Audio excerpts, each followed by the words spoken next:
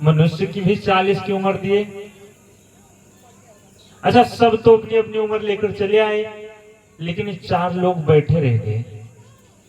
मनुष्य, गधा, कुत्ता और उल्लू, ये चारों बेचारे बैठे रह गए। ब्रह्मा जी ने कहा तुम क्यों बैठे हो? गधा बोला महाराज हमको 40 बरिस का उम्र दिए हो, हम कब तक बोझा ढोते रहेंगे। ब्रह्मा जी ने कहा तो चाहते क्या हो?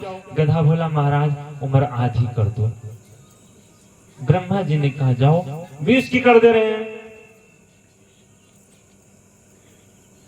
तब तक आदमी से पूछे तुमको क्या चाहिए? बोला महाराज 40 बरिस में क्या होना है, कुछ और बढ़ा दो। ब्रह्मा जी ने कहा जाओ गधे की 20 वर्ष तुम्हें दे रहे हैं। अब मनुष्य की हो गई 60 वर्ष। बड़ा प्रसन्न हुआ। कुत्ते से पूछे ब्रह्मा जी तुमको क्या चाहिए? कुत्ते ने कहा महाराज कितने दिन दरवाजे दरवाजे रोटी मांगेंगे, कुछ देता भी नहीं, 2 डंडे देता, ऐसा करो उम्र आधी कर दो। ब्रह्मा जी ने कहा जाओ तुम्हारी भी आधी।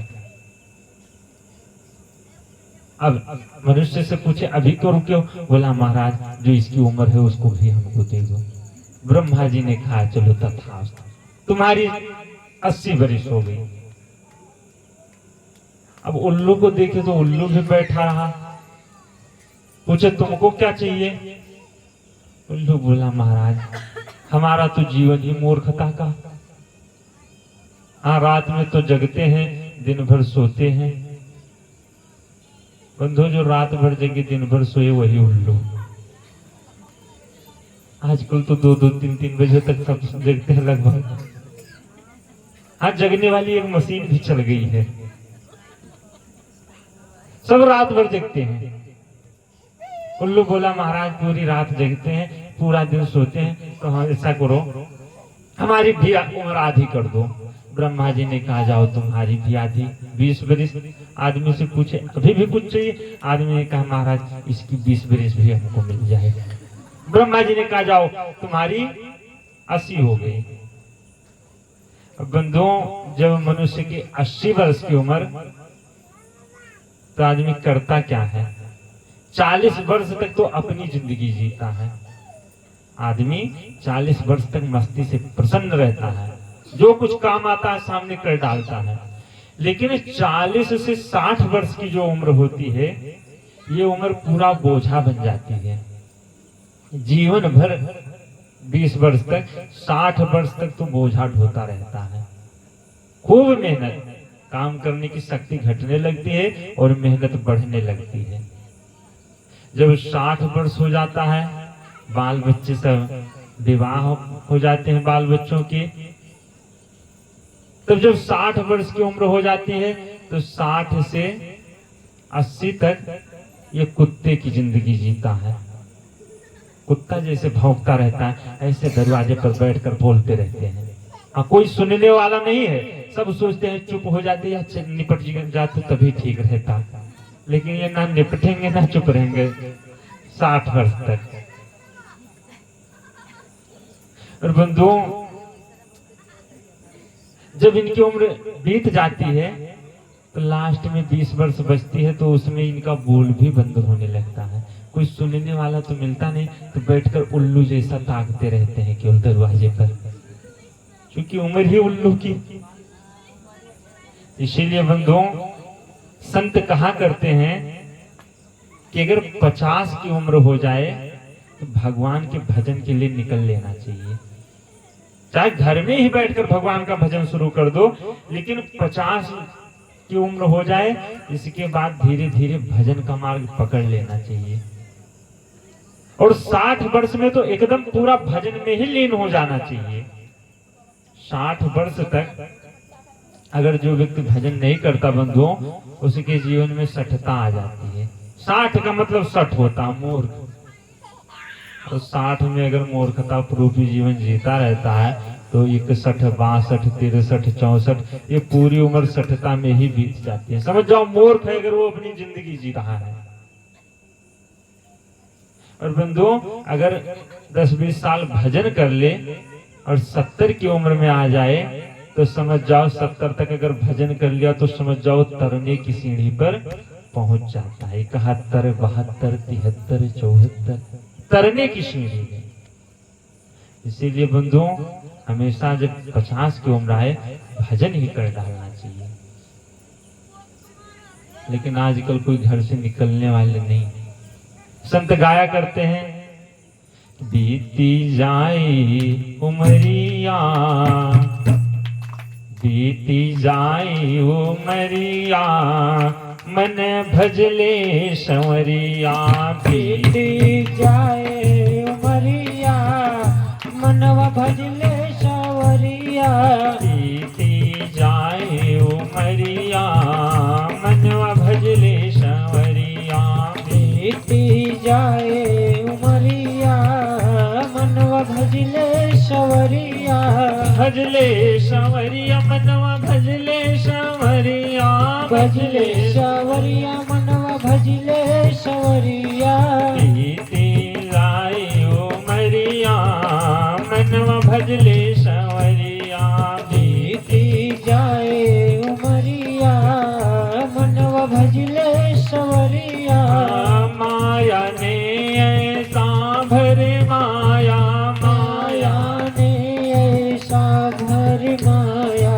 माया ने ऐसा भरे माया। माया ने ऐसा भर माया। बालापन हंसी खेले गवाया। बालापन हंसी खेले गवाया। पाके नर्तन बवरिया, मनवा भजले संवरिया। पाके नर्तन संवरिया, मनवा भजले संवरिया। बीती जाए उमरिया, मनवा भजले संवरिया। बीती जाए उमरिया, मनवा भजले संवरिया। गई जवानी यूं ही हाथ से गई जवानी यूं ही हाथ से। प्रेम हुआ नहीं जगन्नाथ से। प्रेम हुआ नहीं जगन्नाथ से। जारे चिंता शरीरिया, मनवा भजले संवरिया। जारे चिंता संवरिया, मनवा भजले संवरिया। बीती जाए उमरिया, मनवा भजले संवरिया। बीती जाए उमरिया, मनवा भजले संवरिया। बीती जाए उमरिया, मनवा भजले संवरिया।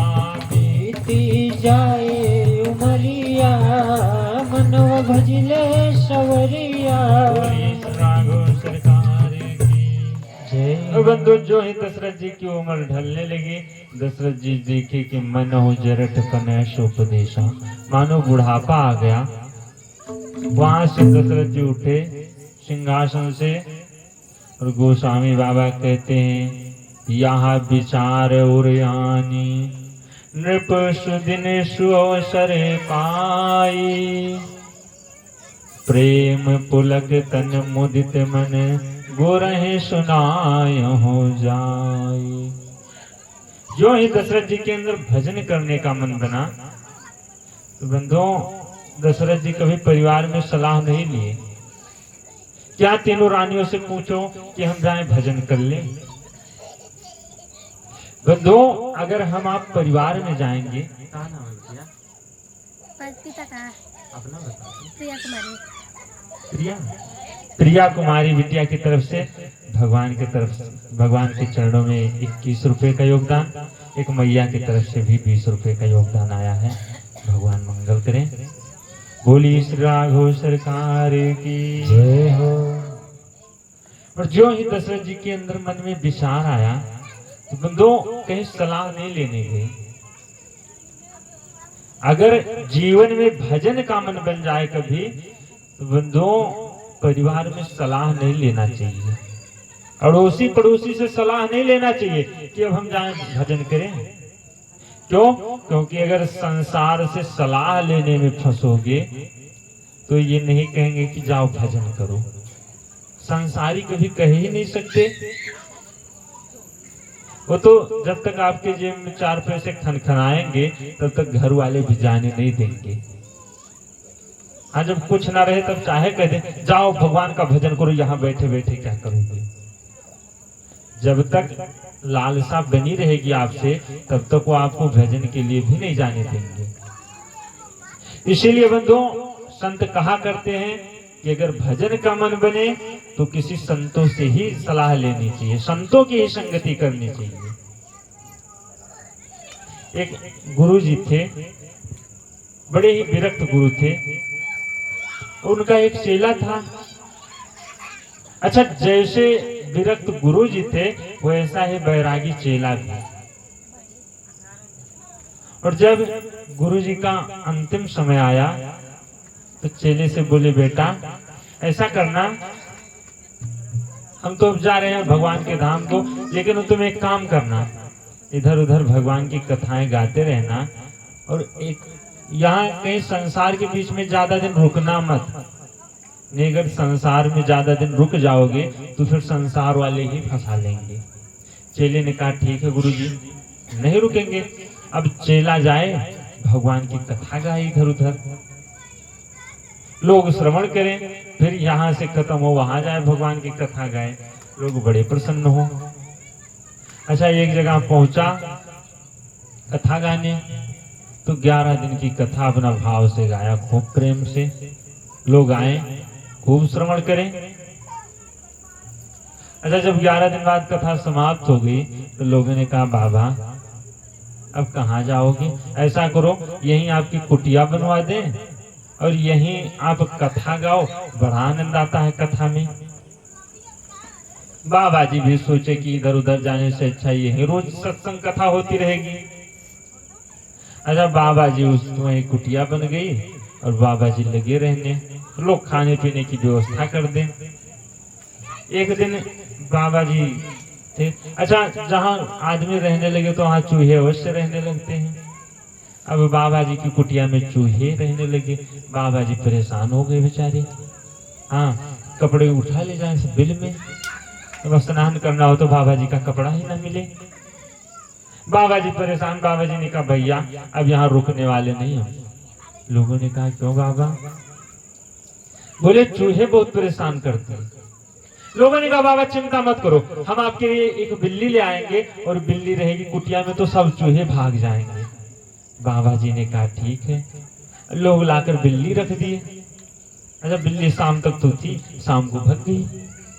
लोगों ने कहा, बाबा बिल्ली? बाबा ने कहा, वो तो भाग गई। लोगों ने कहा, पूरा दिन कुछ खिलाए पिलाए भी थे। बाबा जी ने कहा, क्या खिलाए, कुटिया में कुछ है ही नहीं।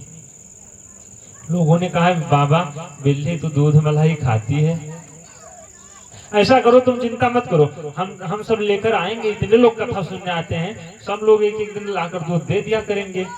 बाबा जी ने कहा, ठीक है। अच्छा, 5-7 लोग सब जिनके जिनके यहाँ गाय भैंस लगती थी, उन्होंने कहा, एक एक दिन सब ले आया करो। सब लाने लगे एक एक दिन दूध। बड़ा मजा आ गया बाबा जी को तो। अच्छा, कुछ दिन तो चला। एक दिन एक आदमी बोला, भैया सब तो ठीक है, कथा में भी बड़ा आनंद आता है, लेकिन एक दिक्कत है। बोले, क्या? बोले, जिस दिन दूध की हमारी बारी आती है, पत्नी बहुत डांटती है, कहती है रोज दूध लेकर चले जाते हो, कुछ करना ना धरना दे आते हो, यहाँ बाल बच्चे वैसे रह जाते हैं। दूसरा बोला, भैया दशा तो हमारी भी वही है, क्या किया जाए? बोला, ऐसा करो, कथा सुनने इतने लोग आते हैं और दूध लाने केवल 5-7 लोग। ऐसा करते हैं, सब लोग चंदा इकट्ठा करके और बाबा जी के लिए गाय ही ले आए, जिससे बाबा जी अपना थोड़ा गौ सेवा भी करते रहेंगे, दाना चारे की व्यवस्था कर दिया करेंगे। लोगों ने सोचा, ठीक है। लोग गए बाबा जी से, बोले, बाबा आपके लिए गाय की व्यवस्था कर दें, जिससे गौ सेवा भी हो जाएगी। बाबा जी ने कहा, बड़ा अच्छा रहेगा। अब लेकर आए, बाबा जी के लिए गाय बांध दिए, लाए, रोज सब दाना चारा दे दें, बाबा जी को गाय को खिलाएं पिलाएं, बढ़िया दूध पिए। कुछ दिन बीता। लोगों ने कहा, भैया आजकल तो चारे की बड़ी दिक्कत पड़ती है, हम तो चारा ला नहीं सकते। दूसरा बोला भैया वही दशा हमारी भी है। बोला ऐसा करो चंदा इकट्ठा करके सब खेत ही बाबा के नाम से कर दिया जाए, जिससे बाबा अपना दिन भर बैठे रहते हैं, कम से कम खेत बाड़ी भी देख लिया करेंगे। अब गए बाबा जी से, बोले बाबा जी ऐसा करो एक खेत ही तुम्हारे लिए कर देते हैं, उसी में दाना चारा हो जाया करेगा। बाबा जी ने कहा ठीक है। अब लोग बढ़िया खेत भी बाबा जी के लिए कर दिए। बाबा जी बेचारे जाए दिन भर तो खेत में, शाम को थक जाए, शाम को थक कर आए जब चारपाई पर लेटे तो लोग पहुंच जाए, बाबा कथा सुनाओ। बाबा जी कहे भैया हमारी तो कमर दुख रही है, खेत में दिन भर काम किए और तुम लोगों की नहीं दुख रही है। लोगों ने कहा बाबा आप भी खेत में काम किए, हम भी खेत में काम किए। बाबा बोले हम तो थक गए, तुम लोग नहीं थके। लोगों ने कहा बाबा हम अकेले थोड़ो किए हैं, हम तो बाल बच्चों सहित खेत में काम किए, आनंद आ गया, तुम अकेले किए हो। ऐसा करो अगर कहो तो तुम्हारी भी शादी करा दिया जाए, बढ़िया बाल बच्चों सहित किया करो। बाबा जी ने कहा जैसी इच्छा। तो बंधुओं अगर संसार के बीच में ज्यादा दिन रहोगे, संसार से सलाह लोगे तो यही बाबा की दशा हो जाएगी, कितने भी बैरागी बने रहो। इसलिए अगर जीवन में सत्संग का मन बने तो कभी परिवार में सलाह नहीं लेना चाहिए, तुरंत किसी संत सदगुरु के संग ही चल देना चाहिए और भजन करना चाहिए। दशरथ जी गए वशिष्ठ जी से, बोले गुरुदेव अब तो राम जी हमारे सब योग्य हो गए हैं, बैरियु राम बड़ाई करई, हमारे दुश्मन भी राम जी की बड़ाई करने लगे हैं। तो ऐसा करो अगर आपकी इच्छा हो तो राम जी का राज्याभिषेक कर दिया जाए। वशिष्ठ जी ने कहा राजन बहुत अच्छी बात है। दशरथ जी ने कहा महाराज तो कोई मुहूर्त वगैरह देखकर बता दो, शुभ मुहूर्त किस मुहूर्त में राज्याभिषेक किया जाए। वशिष्ठ जी जब मुहूर्त देखे तो वशिष्ठ जी समझ गए मुहूर्त तो गड़बड़ है। अच्छा जब कोई अच्छा ज्योतिष होता है मुहूर्त गड़बड़ होती है तो गोल मटोल बातें कर देता है कि पता ना चले सामने वाले को, क्योंकि बंधु अगर गड़बड़ होना है तो वो होकर ही रहेगा। वशिष्ठ जी ने कहा राजन इतना शुभ कार्य मन में बसा है तो शुभ मुहूर्त तो वही है, सुदिन सुमंगल तबहि जब राम हो ही युवराज। अच्छा दिन अच्छा समय वही है जब राम जी राजा बने। बंधु ये मुहूर्त ये 14 वर्ष बाद की बता दिए। दशरथ जी ने कहा महाराज तो कल करते। वशिष्ठ जी ने कहा राजन लेकिन बेगी विलंब न करो नृप, अगर अच्छा विचार मन में बसा है तो बंधु उसको टालना नहीं चाहिए, क्योंकि सद्विचार और सत्कर्म ये बहुत कम उम्र लेकर आते हैं बहुत जल्दी चले जाते हैं। दुर्गुण और दुर्विचार एक बार आ जाते हैं तो जाने का नाम नहीं लेते। वशिष्ठ जी ने कहा महाराज देर मत कीजिए तुरंत जाइए। दशरथ जी ने कहा तो महाराज कल कर दें। वशिष्ठ जी तो जानते ही थे कल कभी आया नहीं, कल आएगा तुम्हारा तो काल लेकर ही आएगा।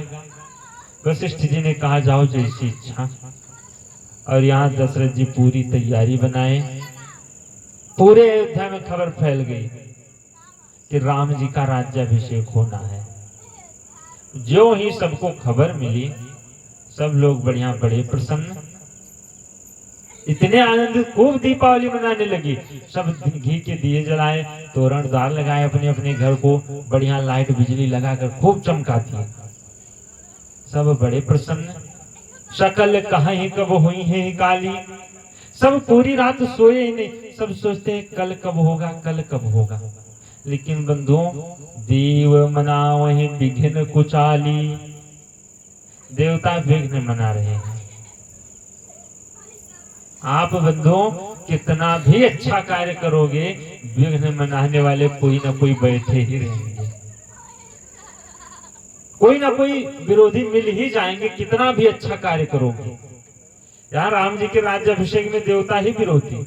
देवता गए सरस्वती जी को बुलाए और सरस्वती जी से बोले शारदा मैया ऐसा करो तुम जाओ कोई उपाय करो जिससे राज्याभिषेक ना होने पाए। सरस्वती जी सब पूछा गई। सरस्वती जी ने कहा, अरे देवताओं, तुम्हारी बुद्धि ठीक नहीं है। ऊंच निवास नीच करतूती, देख ही ना सके पराई विभूति। तुम ऊंचे आसमान में बसे हो, तुम्हारी करतूत कितनी नीची, तुम किसी का वैभव नहीं देख सकते। देवताओं ने कहा, देवी, ये प्रवचन देने का समय नहीं है, ये समय हमारे बड़े ही पुण्य कर्मों से आया है, तुरंत जाओ कोई उपाय करो। और यहाँ से सरस्वती माता देवताओं के कहने से सब चाहते हुए चली। जो ही अयोध्या में आई, सोचने लगी किसकी बुद्धि बिगाड़ो काम बने। सरस्वती जी एक एक घर झांक कर देख ली, लेकिन समझ गई कि जो पैदा होते ही अवध का दूध पिया, उसकी बुद्धि सरस्वती भी नहीं बिगाड़ सकती। और जब देखी कोई नहीं मिला, तो बंदो एक दिखाई पड़ी राजभवन में, नाम मंथरा मंदमती, चीरी कैकेयी कीरी। ये जो मंथरा है बंदो, यही कुसंग है। अच्छा, ये अयोध्या की तो थी नहीं, इसको कैकेयी माता दहेज में पाई थी, कश्मीर से ही लेकर आई थी इसको। और जो ही इसको देखी गई सरस्वती जी, इसकी बुद्धि को बिगाड़ी। और जो ही उसने देखा कि चारों तरफ दिए सजाए जा रहे हैं, वो गई पूछने लगी, भैया ये आज कौन सा उत्सव सब मना रहे हो? लोगों ने कहा कल सुबह सुबह राम जी का राज्याभिषेक है, तुमको नहीं पता? और जो ही वो सुनी कि राम जी का राज्याभिषेक, उसका हृदय जल उठा और गई मुंह फुलाकर बैठ गई कैकेयी जी के पास। कैकेयी जी ने कहा, देवी तुमको हुआ क्या? मंथरा ने कहा, तुमको तो पता नहीं, तुम समझते हो कि राजा बस सिर्फ हमसे ही प्रेम करते हैं। माता कौशल्या की तुम चतुराई तो समझ नहीं पाई। बोली आखिर हुआ क्या? बोली सुबह राम जी का राज्याभिषेक है। कैकेयी जी ने कहा, अरे देवी, इतना सुंदर तुमने हमको सूचना बताया, संदेश, तुम इसके बदले जो मांगो सो मैं देने के लिए तैयार हूं। और जो ही वो सुनी कि ये भी प्रसन्न, मंथरा को और क्रोध आया। मंथरा ने कहा, अरे तुम जो सोच रही हो वो चीज नहीं रहेगा आगे। कैकेयी जी ने कहा, फिर क्या रहेगा? बोली अगर राम जी का राज्याभिषेक हो जाएगा तो भरत को बंदी गृह में डाल दिया जाएगा, और तुमको जैसे दूध में से मक्खी निकाल कर फेंक दिया जाता है, ऐसे ही तुमको फेंक दिया जाएगा। जो ही कैकेयी जी सुनी, कैकेयी जी ने कहा, अभी तुम्हारी मैं जीभ खींच लूंगी, घर फोड़ी कहीं की। और जो ही बोली वो बेचारी और परेशान। उसने कहा, तुम समझ तो पाओगी नहीं। और बंधु, वो इतना माता कैकेयी को परेशान की कि कैकेयी जी समझ गई कि हाँ सच कह रही है। देखिए, कुसंग इतना बुरा होता है बंधुओं, इतना बुरा होता है कि थोड़ा सा कुसंग जीवन में आ जाता है तो लोग उसी में ढल जाया करते हैं। ये मंथरा जो है, ये छोटा सा कुसंग है बंधु। जीवन में छोटा सा भी कुसंग आए तो उसको पहले हटा देना चाहिए। नहीं, अगर जीवन में कोई पीने वाला साथ में मिल जाए तो कहता है, भैया चलो थोड़ा पियो, कितना आनंद आएगा। अच्छा, थोड़ा पियोगे तो आनंद थोड़ा आएगा? बताओ, आनंद आता है कोई नशा करने से? अगर कोई तंबाकू खाने वाला मिल जाए तो बताओ, पहली बार खाने से आनंद आएगा? वो तो इतना कड़छ लगेगा कि दोबारा उसको कोई खाए ही ना। लेकिन जब वही 4-6 दिन उसी के साथ में हो जाओ तो बंधु, पहले तो आनंद नहीं आएगा, उसके बाद बिना खाए मन ही नहीं लगेगा। तो कुसंग की ये दशा होती है।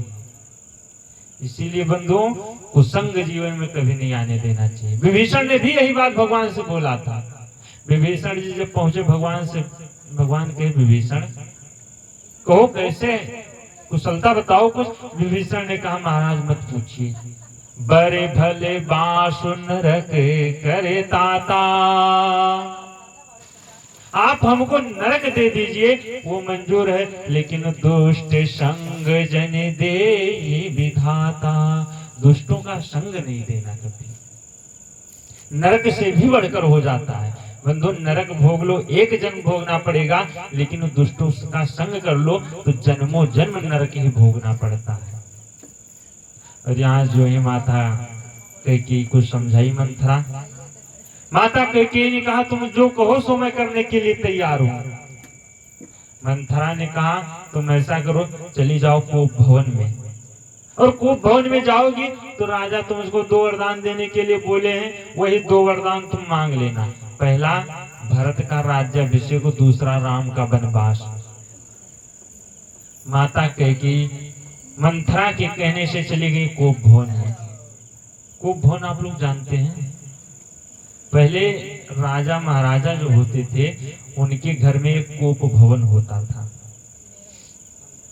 कोप भवन का मतलब अगर कोई क्रोधित हो जाए तो उसी भवन में चला जाता था, झगड़ा लड़ाई नहीं करता, लोग समझ जाते थे क्रोधित है। अच्छा, ये जो अयोध्या का कोप भवन था बंधुओं, इसका आज तक उद्घाटन ही नहीं हुआ था। पहली बार माता कैकेयी आज उद्घाटन की। अच्छा, अगर घर में आज कोप भवन बना दिया जाए तो हमको लगता है खाली ही नहीं मिलेगा, लाइन लगी रहेगी, तुम निकलो तो हम जाएं। बंधुओं, आज कोप भवन बनाने की आवश्यकता ही नहीं, घर ही हमारा कोप भवन बना है। माता कैकेयी कनक भवन से कोप भवन में पहुंची। अच्छा, जीवन में जब कुसंग आता है तो यही करता भी है, आपको कनक भवन से कोप भवन में ढकेल देगा, आपको मखमल के गद्दे से जमीन पर लिटा देता है। और गई उसी जमीन पर पड़ी थी। दशरथ जी जब रात्रि को आए तो सोचे जाएं कैकेयी जी से थोड़ा बता दें। कैकेयी जी के भवन में जब गए, मंथरा से पूछे मंथरा कैकेयी कहाँ? मंथरा ने कहा वो पता नहीं क्यों कोप भवन में चली गई। दशरथ जी जो ही सुने कैकेयी जी कोप भवन में, दशरथ जी कांप उठे। दशरथ जी ने कहा कि हुआ क्या? मंथरा कहने लगी कि पता नहीं, हमको नहीं पता, तुम जाओ पूछो। दशरथ जी वहां से गए, जो ही कैकेयी जी के भवन में देखिए तो एकदम जमीन पर पड़ी रो रही थी। दशरथ जी ने कहा देवी तुमको क्या हुआ, कुछ तो बताओ। राम ही देव काली जुबराजू सजई सुलोचनी मंगले साजू। अरे राम जी का कल युवराज पद देना है और तुम मंगल कार्य चल रहा है, तुम इसमें क्रोधित क्यों हो? तुमको नहीं पता चला क्या? कैकेयी जी ने कुछ बोल ही नहीं रही क्रोध में। दशरथ जी बहुत मनाए। दशरथ जी ने कहा तुम जो हमसे मांगना चाहो मांग लो, मैं देने के लिए तैयार हूँ। कैकेयी जी ने कहा मांगो मांगो पे कहो पिए, कब हो ना दे हो ना ले हो। तुम मांग मांग कहते रहते हो, कभी देना लेना तो रहता नहीं। दशरथ जी ने कहा देवी तुम जो मांगो सो दे दो। कैकेयी जी ने कहा 2 वचन देने के लिए 2 वरदान पहले ही बोले थे। बंधुओं, कैकेयी जी को 2 वरदान दशरथ जी पहले देने के लिए बोल चुके थे। एक बार की घटना है, जब दशरथ जी कहीं देवलोक में युद्ध होता था, देवासुर संग्राम में देवता और राक्षसों में युद्ध होता था, तो दशरथ जी जाया करते थे देवताओं की तरफ से लड़ने, तो उनके साथ कैकेयी माता भी जाती थी। तो एक बार युद्ध में कैकेयी माता गई और वहां कैकेयी माता ही रथ को चलाती थी। वहां गई कैकेयी जी और जब दशरथ जी के रथ को हाँकने लगी तो बंधुओं एक नमुच नाम का राक्षस था, वह बड़ा ही छल कपटी था, पीछे से भी वार कर देता था। और जब वह राक्षस देखा कि इनसे तो जीतना मुश्किल है, तो वह नमुच नाम का राक्षस गया, पीछे से दशरथ जी के रथ के पहिए पर तीर मारा, और जो ही बाण लगा पहिए पर, त्यों ही वो जो रथ के पहिए की कील थी वो निकलकर बाहर चली गई। कैकेयी माता तुरंत समझ गई कि अब तो अभी चक्कर निकल जाएगा इसका और रथ टूट जाएगा। कैकेयी माता उसी कील की जगह अपनी उंगली लगा दी थी और पूरा युद्ध चला। जब युद्ध चला फिर भी सब सोचे इनसे जीत पाना मुश्किल है, तो बंधु रावण था, रावण दशरथ जी को पीछे से बाण मारा, और जो ही पीछे से दशरथ जी को बाण लगा दशरथ जी मूर्छित हो गए। कैकेयी जी ने कहा रावण तुझको मैं अभी मार देती, लेकिन तुम्हारी मृत्यु रघुकुल से है, इसीलिए मैं तुझको छोड़ रही हूँ। और कैकेयी जी वहां से दशरथ जी को लेकर पीछे के दरवाजे से चली आई और वहां सुमंत्र को बुलाई। सुमंत्र से बोली ऐसा करो, अगर दशरथ जी 1-2 महीने ना रहे तो क्या तुम राज्य का संचालन कर सकते हो? सुमंत्र ने कहा मैया बिल्कुल कर सकता हूं। और बंधुओं, दशरथ जी को माता कैकेयी खूब इलाज की। कैकेयी मैया बहुत बड़ी वैद्य भी थी और 36 दिन तक इलाज की। 36 दिन बाद जब राजा दशरथ जी ठीक हो गए तो कैकेयी मैया से बोले, कैकेयी जो तुम हमसे 2 वरदान मांगना चाहो मैं देने के लिए तैयार हूँ। कैकेयी मैया ने कहा, ऐसा करो, वरदान हमारे रखे रहने दो, जब समय आएगा तो मैं मांग लूंगी। और आज वही दोनों वरदान माता कैकेयी कह रही हैं कि देने कहे हूँ अरे दान दुई, तेऊ पावत संदेह। जो वरदान देने के लिए 2 बोले थे उसको भी पाने में संदेह लग रहा है। दशरथ जी हंसने लगे। दशरथ जी कहे, मैं समझ गया कब का तू कह रही हो। ऐसा करो, तुम 2 के बदले 4 मांग लो। बिसरी गयो उमरी भोर स्वभाव, मैं तो भूलने का स्वभाव में भूल गया, तुम चाहे जो मांग लो।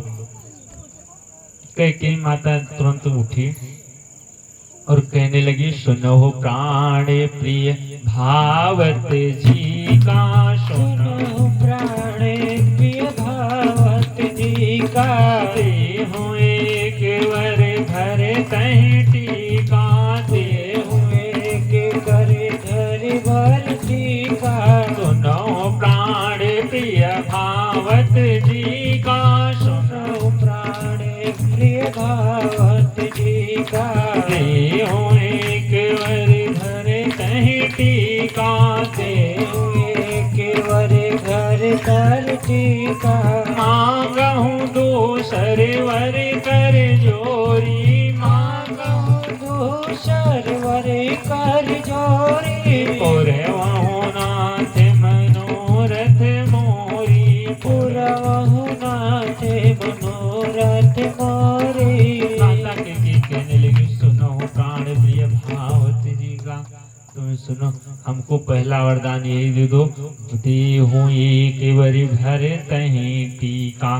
पहला वरदान हमको भरत जी का राज्याभिषेक होना चाहिए। दशरथ जी ने कहा, देवी भरत राम मोरी दुई आंखी, दोनों आंख राम और भरत, चाहे इनको बना दो चाहे उनको बना दो, सबसे बढ़िया है कल भरत जी का राज्याभिषेक। दूसरा वरदान मांगो। कैकेयी मैया ने कहा, मांगो दूसर वर कर जोरी, पुरवहु नाथ मनोरथ मोरी। दूसरा वरदान भी हमारा पूरा करो। दशरथ जी ने कहा, मांगो, जो मांगो सो तैयार हो।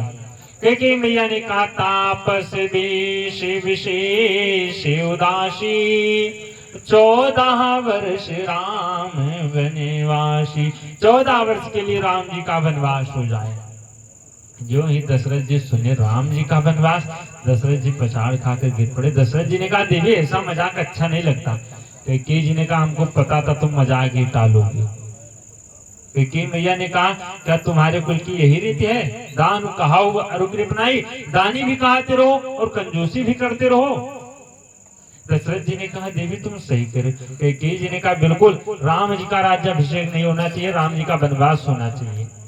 दशरथ जी ने कहा, देवी अगर राम जी का वनवास हो जाएगा तो जीवन मोर राम बिन नाही, हमारा जीवन नहीं रहेगा राम जी के बिना।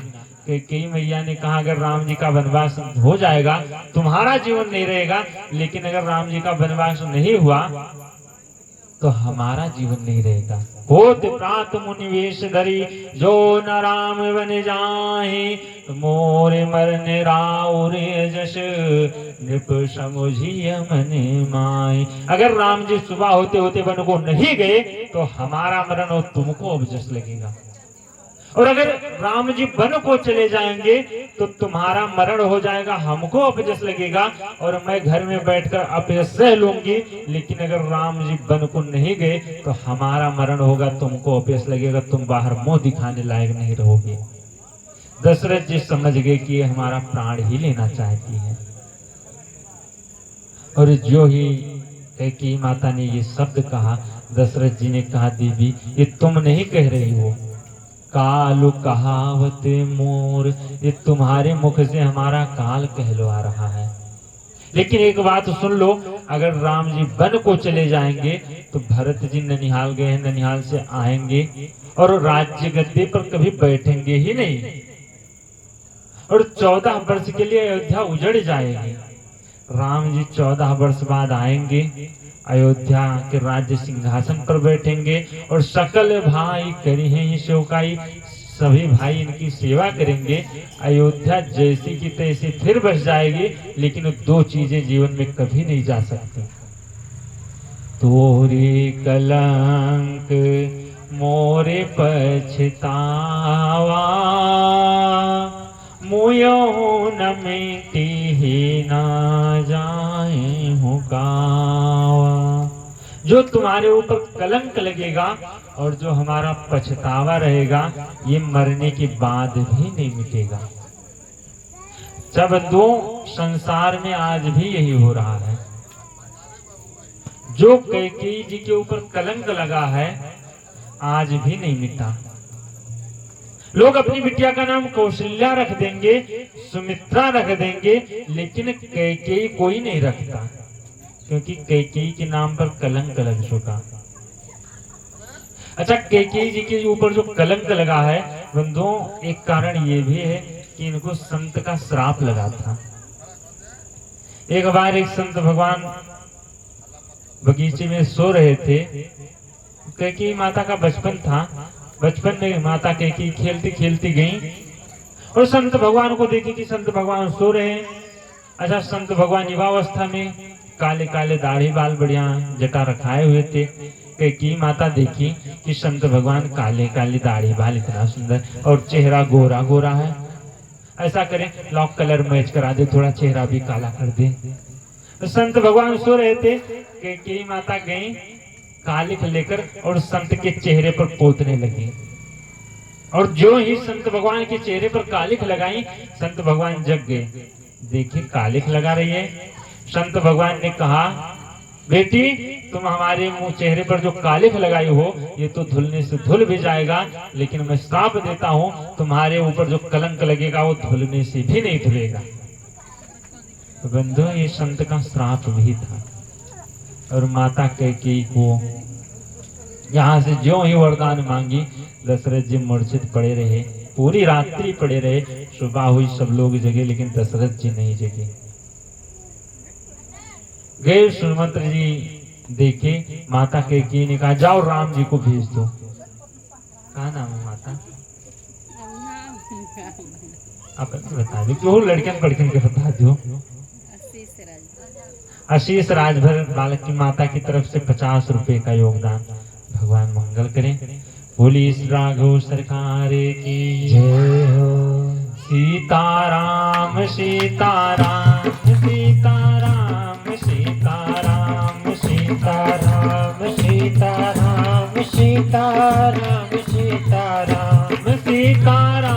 सीताराम सीताराम सीताराम सीताराम सीताराम सीताराम सीताराम सीताराम राजा राम राजा राम राजा राम राजा राम राजा राम राजा राम राजा राम राजा राम सीताराम सीताराम सीताराम सीताराम सीताराम सीताराम सीताराम सीताराम सीताराम सीताराम सीताराम सीताराम सीताराम सीताराम सीताराम सीताराम। बोली रामचंद्र भगवान की जय हो।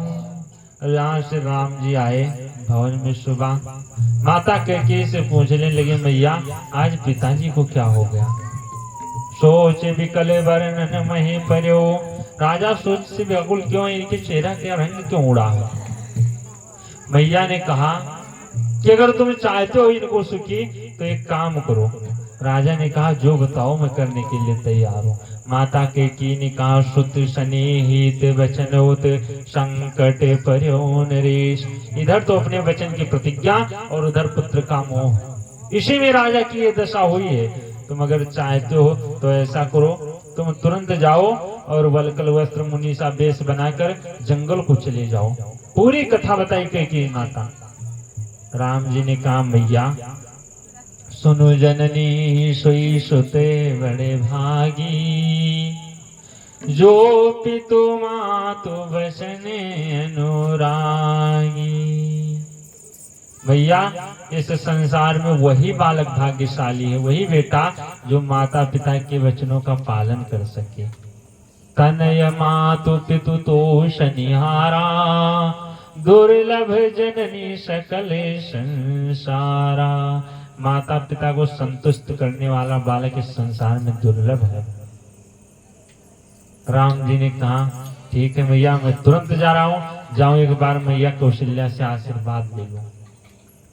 राम जी गए, माता कौशल्या वैसे बैठी, बड़ी प्रसन्न थी कि राम जी का राज्याभिषेक, और जो ही देखी राम जी को बड़ी प्रसन्न हुई। अरे राम आ गए, ऐसा करो तुम चलो कुछ फलाहार वगैरह कर लो, नहीं फिर अभी तुम्हारा राज्याभिषेक होगा, पंडित जी बैठा कर बहुत देर तक मंत्रोच्चार करेंगे, कुछ खाने पीने को नहीं मिलेगा। राम जी ने कहा मैया तुम चिंता मत करो। मैया ने कहा क्यों? बोले राज्याभिषेक हमारा नहीं होगा।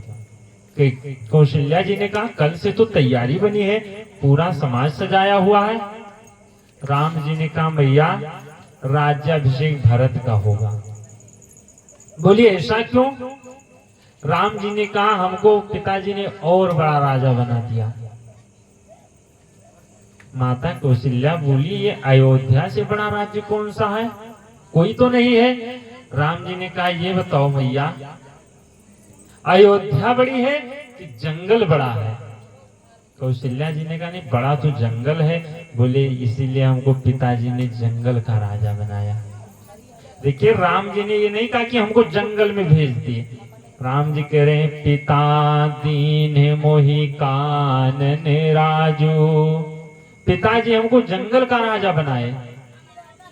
माता कौशल्या कहने लगी बेटा पिता से ज्यादा अधिकार बेटे का होता, माता का होता है।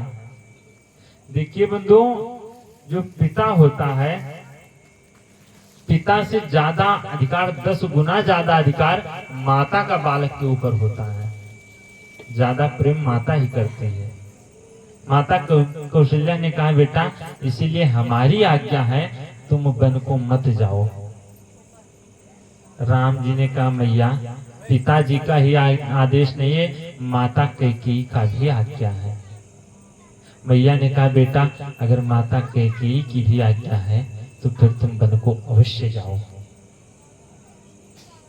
अच्छा बंधु, माता कौशल्या कितनी बोली। माता कौशल्या ये नहीं कही कि रे वो हमारी सौत क्या बोलने वाली है तुम्हारे ऊपर।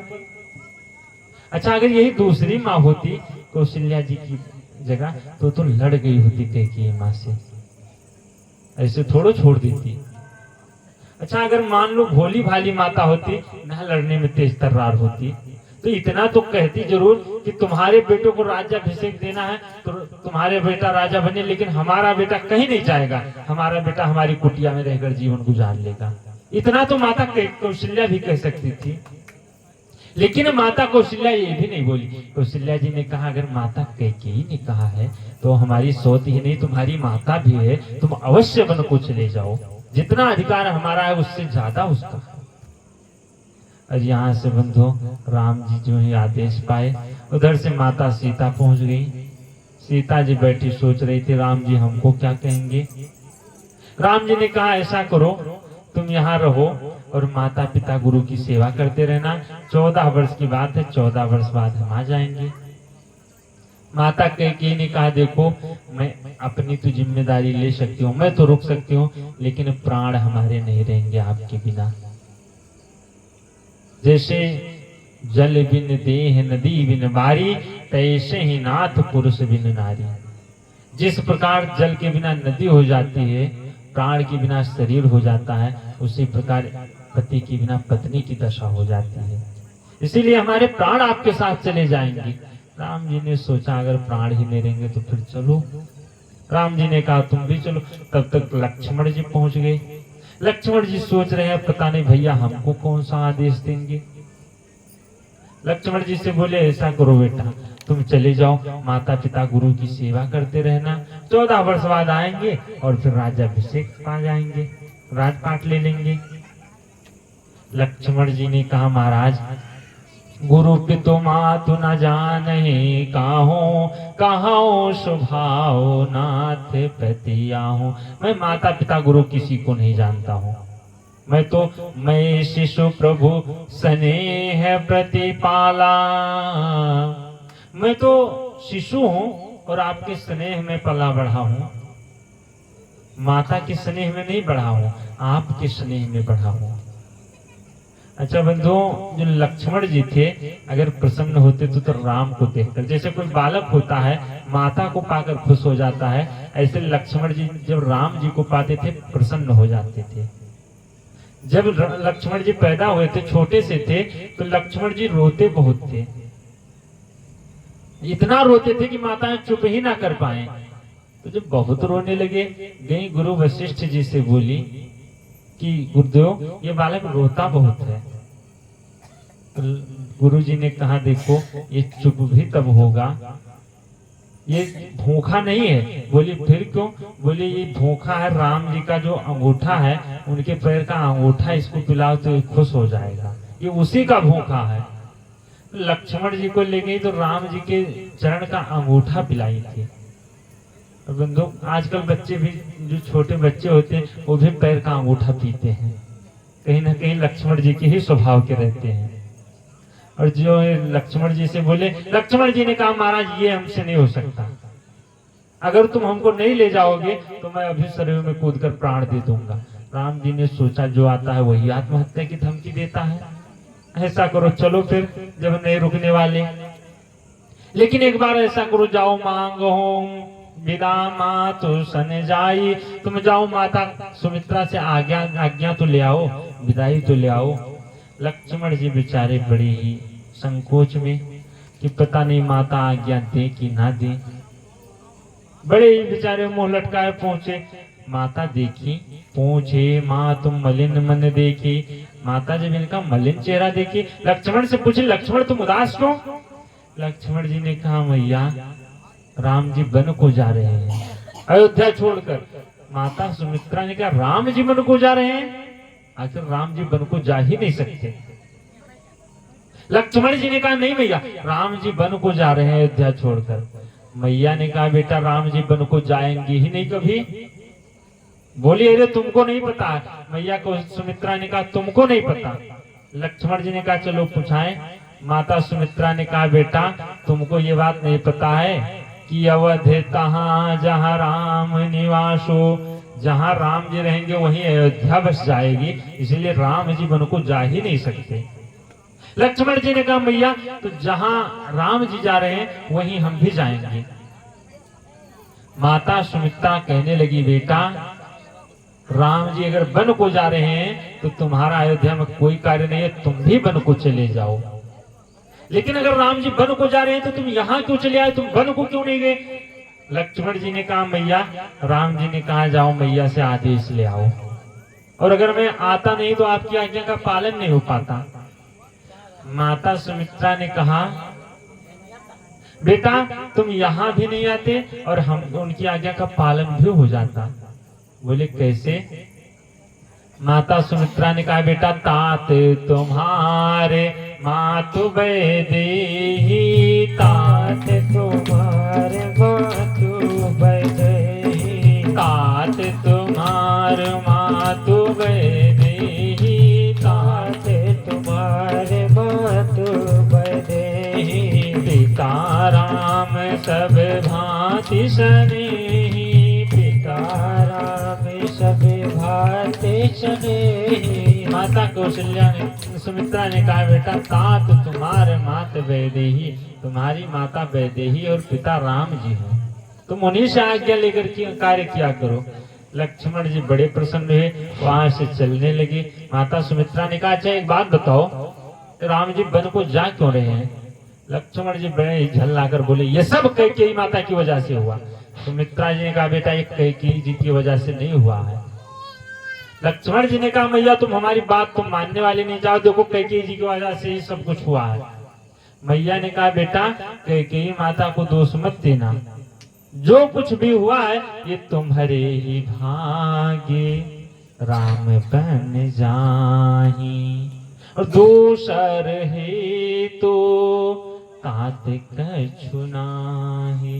राम जी तो केवल तुम्हारे भाग्य से जा रहे हैं, क्योंकि तुम शेषावतार हो, शेषनाग के अवतार हो, और ये जो पृथ्वी है तुम्हारे ही सिर पर पड़ी है, और इस पृथ्वी पर पाप का भार बहुत बढ़ गया है, इसीलिए तुम्हारा सर दुखने लगा, और वो जाएंगे तो पाप के भार को हल्का कर देंगे, जिससे तुम्हारा सर ठीक रहने लगेगा। इसीलिए दूसरा कारण कोई नहीं है। और यहाँ से लक्ष्मण जी आए आज्ञा लेकर, तीनों लोग यहाँ से वल्कल वस्त्र पहने और अयोध्या से बाहर निकल गए। दशरथ जी को पता चला, दशरथ जी सुमंत्र को भेजे और बोले ऐसा करो, रथ लेकर जाओ और कुछ दिन 3-4 दिन घुमाकर वापस ले आना राम जी को। सुमंत्र रथ लेकर गए और बोले अगर नहीं आएंगे राम जी तो सीता या लक्ष्मण को ले आना, उनको तो वनवास हुआ नहीं है और हमारे प्राणों की रक्षा हो जाएगी। यहाँ से सुमंत्र रथ लेकर चले, जो ही राम जी निकले पूरी अयोध्या पीछे पीछे। भगवान बहुत लौटाने की चेष्टा की अयोध्या वासियों को। अयोध्या वासियों ने कहा महाराज मैं जाने वाले नहीं, घर मसान परिजन जन भूता, हमारे यहाँ तो जो घर थे वो शमशान लगने लगे। बंधुओं जहाँ राम जी ना रहे, जिस घर में राम जी का नाम ना रहे, वो घर नहीं वो शमशान हो जाता है। आजकल तो लगभग हर घर शमशान ही बना है। देखिए शमशान होता क्या है, शमशान कहते किसे हैं? शमशान उसे कहते हैं जहां लाश जलाई जाए, जहां मुर्दा जलाया जाए वही शमशान। और शमशान में भूत प्रेत ही वास करते हैं। अच्छा आजकल लगभग हर घर में तो वही लाशें ले आएंगे, 1 किलो खरीद कर जलाएंगे बढ़िया। अच्छा बंधु जब उसको जलाएंगे तो किसी शमशान से कम नहीं रहता और बढ़कर हो जाता है। कम से कम वहां मुर्दे की लाश जलाई जाती है, यहाँ तो जीते जी फूंक दिए जाते हैं बेचारे, और बुरी दशा। अच्छा जब वो घर शमशान है तो जो मनुष्य रहते हैं वो भी भूत प्रेत से कम रहते भी नहीं। तभी लोग आते हैं कहते हैं बाबा हमारे घर में भूत भरम तो नहीं है।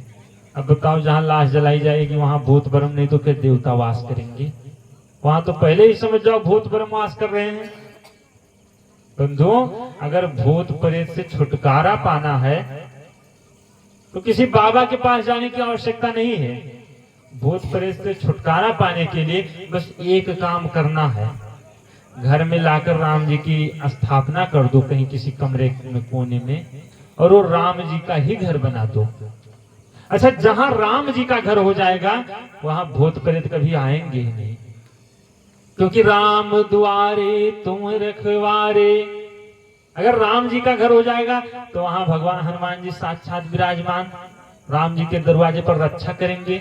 और जहां हनुमान जी रक्षा करने लगेंगे वहां बंधु भूत पिशाच निकट नहीं आवे, भूत पिशाच निकट नहीं आवे, महावीर जब नाम सुनावे, महावीर जब नाम सुनावे।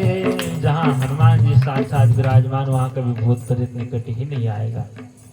और अगर इसके बावजूद भी आ जाए भूत प्रेत तो समझ जाओ हनुमान चालीसा ही गलत है।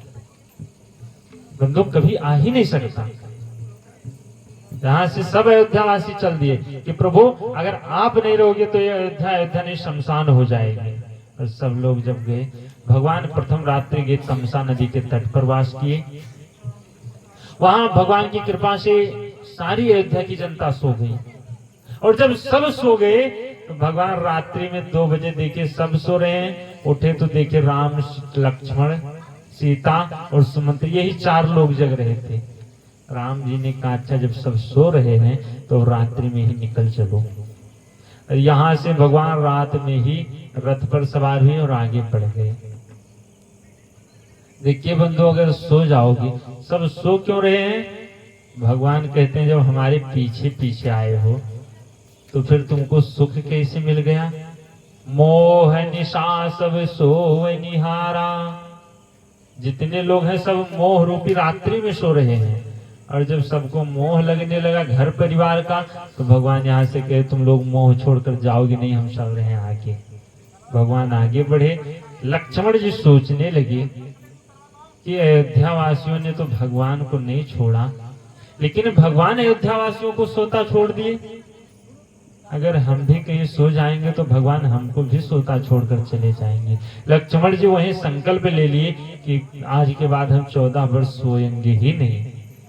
14 वर्ष तक भगवान लक्ष्मण जी सोए ही नहीं। वहां से आए आगे गोस्वामी बाबा कहते हैं, सीता सचिव सहित दो भाई, सीता सचिव सहित दो भाई, सीता सचिव सहित दो भाई, सीता सचिव सहित दो भाई, श्रृंग वीरपुर पहुँचे जाई, श्रृंग वीर पहुँचे जाई, उतरे राम देव सर देखी, उतरे राम देव सर देखी, कीन दंडवत हर्ष विषेकी, कीन दंडवत हर्ष विशेषी, कीन दंडवत हर्ष विषेकी, कीन दंडवत हर्ष विशेषी। लाश भगवान आए हैं, श्रृंगवीरपुर पहुँचे जाई, और वहाँ देखी उतरे रामदेव शरी देखी। गंगा जी का दर्शन किया और भगवान वहीं उतरे हैं रथ से। बोलिए गंगे मैया की जय हो। भगवान गए स्नान किए। जो ही स्नान किए, श्रृंगवीरपुर का जो राजा प्रधान था, निषाद राज गुह नाम था, उसको पता चला। वो दौड़ा दौड़ा आया, भगवान को खूब सेवा किया। भगवान से बोला, महाराज अब एक काम करो, यहाँ से हमारे घर चले चलो, हमारे नगर में प्रवेश कीजिए। भगवान ने कहा, देखो हम आपके घर में नहीं जा सकते, क्योंकि हम अभी वहां से उदासीन व्रत का पालन लेकर आए हैं, इसीलिए नगर में नहीं जा सकते। तो बोला, महाराज अगर नगर में नहीं तो नगर के बाहर ही आज रात्रि यहीं प्रवास कर लो। और भगवान वहीं पूरी रात रहे। भगवान जब रात में सोने लगे तो ये निषाद राज बैठ गया वहीं भगवान के पास। लक्ष्मण जी बैठकर रखवाली करने लगे। निषाद राज जब देखा तो कहने लगा, महाराज ये जो दोनों लोग आए हैं, इनको क्यों वनवास हो गया? लक्ष्मण जी ने कहा, माता कैकेयी ने वरदान मांगा था, इसीलिए। पूरी कथा बताए। निषाद राज कहने लगा, ये कैकेयी नंदन मंदमती, ये कैकेयी जी कितनी मंद बुद्धि की थी, जो कठिन कुटिलपन कीन है। जय ही रघुनंदन जान की, सुख अवसर दुख दीन। सुख का समय आया तो इनको दुख दे दी। लक्ष्मण जी ने कहा, निषाद ये तुम कैकेयी जी को दोष मत दो, कैकेयी जी का दोष नहीं है। बोले, क्यों? फिर किसका दोष? लक्ष्मण जी ने कहा, काहू न को सुख दुख कर दाता, काहू न को सुख दुख कर दाता, निज कृत कर्म भोग सब भ्राता, निज कृत कर्म भोग सब भ्राता।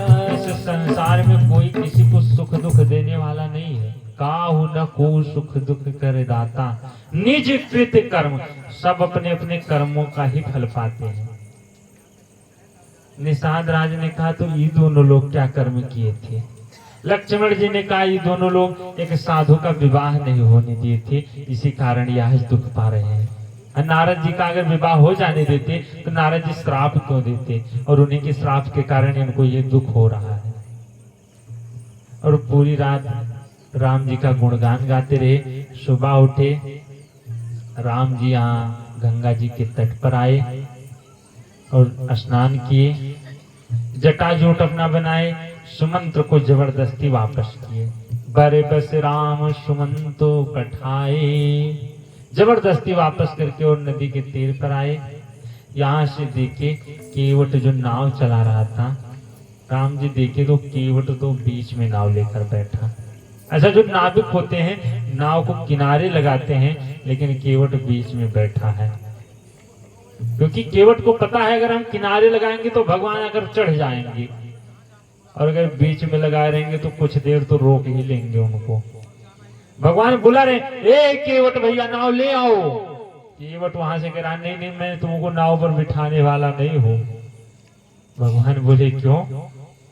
गोस्वामी बाबा कहते हैं, मांगी नाव न केवट आना, मांगी नावे न केवट आना, कहाँ तुम्हारे मरम में जाना, कहाँ तुम्हारे मरम में जाना। केवट कह रहा है प्रभु मैं तुम्हारे मरम को समझ रहा हूँ। भगवान बोले आखिर हमारे मरम को? देखिए जिसके मरम को बड़े बड़े नहीं जान पाए, ब्रह्मा विष्णु महेश फंस जाया करते हैं जिसके मरम को नहीं जान पाते। यहाँ तक कि बंधुओं जिसके मरम को जनक जी नहीं जान पाए, इतने बड़े बैरागी, और ये नाव चलाने वाला 2 कौड़ी का केवट कह रहा है मैं मरम जानता हूँ। अगर जनक जी मरम जाने होते राम जी का तो वहां सीता स्वयंवर में क्रोध ही ना आता। जिसके मरम को दशरथ जी नहीं जान पाए, अगर दशरथ जी जान पाए होते इनके मरम को तो बंधु इनकी मृत्यु ही क्यों होती दशरथ जी की।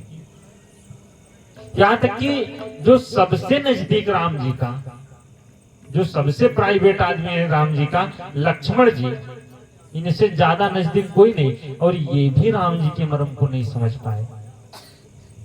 एक बार पंचोटी में चित्रकूट में लक्ष्मण जी चले गए थे फूल लेने, और उस समय राम जी ने सीता जी से कहा ऐसा करो तुम पावक महा करहु निवासु, जब लगी करहु निशाचरे नासु। तुम अग्नि में वास करो जब तक मैं राक्षसों का वध न कर दूं। और गोस्वामी बाबा कहते हैं लक्ष्मण हो या मरमु न जाना, लक्ष्मण हो यह मरम न जाना, जो कछु चरित रचा भगवाना, जो कछु चरित रचा भगवाना।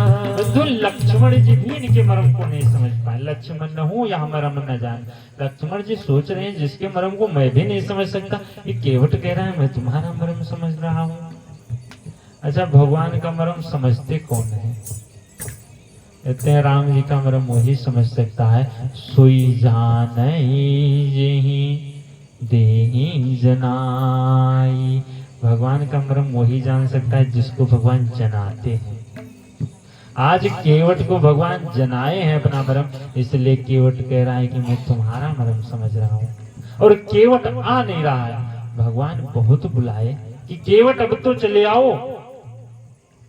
केवट ने कहा प्रभु अगर तुमको पार उतरना ही है और तुम साक्षात भगवान हो, मैं ये जान रहा हूं, तो तुम बड़ा सा शरीर रखो और इस पार से उस पार चले जाओ।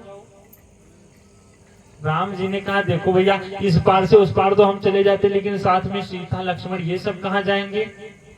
केवट ने कहा अगर सीता को कहो जो तुम कहो संग में नारी, अति कोमल मिथिलेश कुमारी।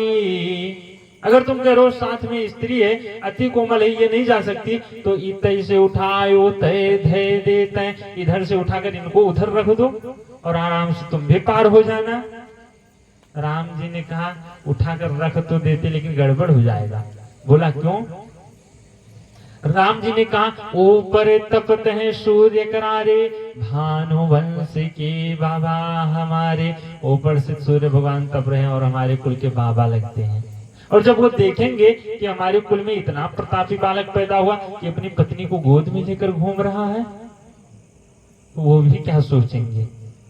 और अगर हिंदू हमारी प्रतिमा की पूजा करेंगे, हिंदू पूजिए मेढ़ हमारी, तो एक प्रतिमा ये भी बना देंगे कि रामचंद्र गोदी ले नारी। गोदी में राम जी स्त्री को लेकर घूम रहे हैं। इसीलिए ऐसा मत करो, लाज धर्म राखे भगवाना, मांगी नाव न केवट आना। भगवान इसलिए मांग रहे हैं, लेकिन बंधु केवट इतनी जल्दी आने वाला तो है नहीं। अब आज की कथा हम लोग यही विराम करें, केवट का चरित्र हम लोग कल श्रवण करेंगे। बोलिए श्री राघव सरकार की जय, श्री वृंदावन बिहारी लाल की जय, गौरी शंकर भगवान की जय हो। आइए सभी लोग भाव से भगवान के नाम का स्मरण किया जाए। सीताराम सीताराम सीताराम सीताराम सीताराम सीताराम सीताराम सीताराम सीताराम सीताराम सीताराम सीताराम सीताराम सीताराम